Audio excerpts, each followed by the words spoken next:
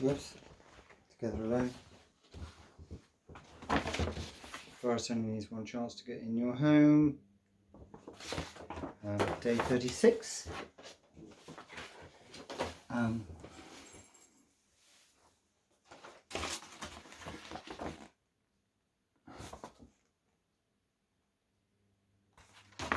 I've said a few things about this online and I've got into a lot of trouble and I've had a few, well, death threats really. And that's all fine. But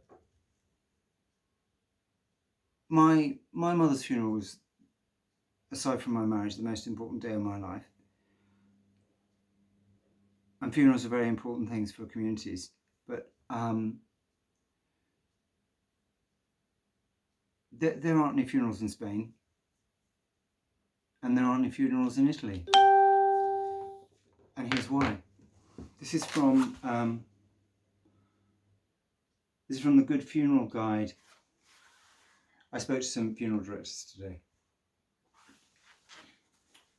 And this is what they say. This is on their blog page, if you want to look it up.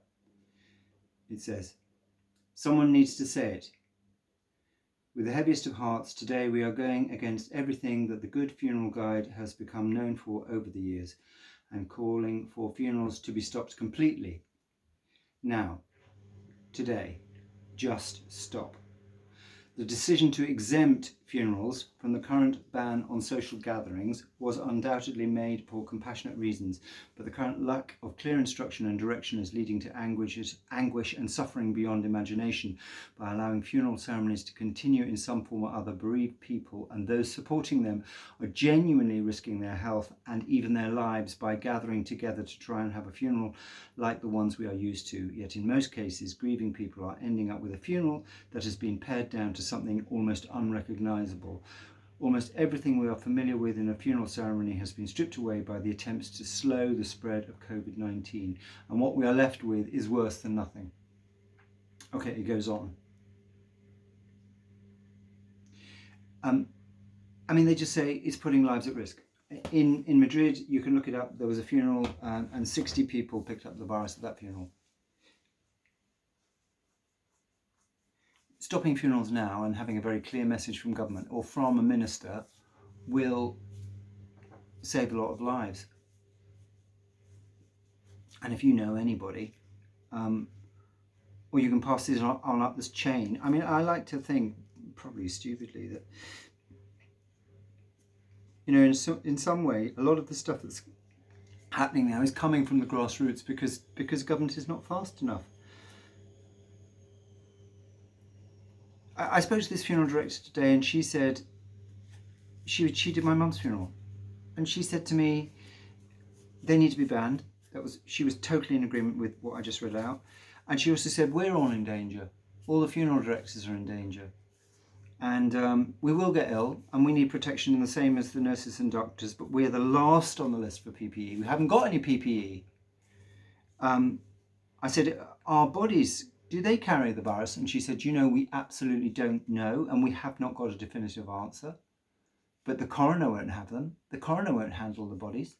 They've flatly refused to have any bodies or to examine anybody that is suspected of having died of COVID-19. So, and I said, she said, look, I'll tell you what the bottom line is. She said, if too many funeral directors and their assistants get ill, there will not be a funeral service, and then the army will get called in and they will just deal with them as best they can. I want you to draw from that conclusion what you will. The army will be called in and they will just deal with them.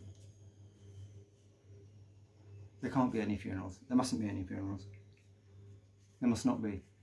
It will save an awful lot of lives if there's no funerals. It's terribly, terribly important. It's terribly, terribly sad. But, we're living in very strange times, aren't we?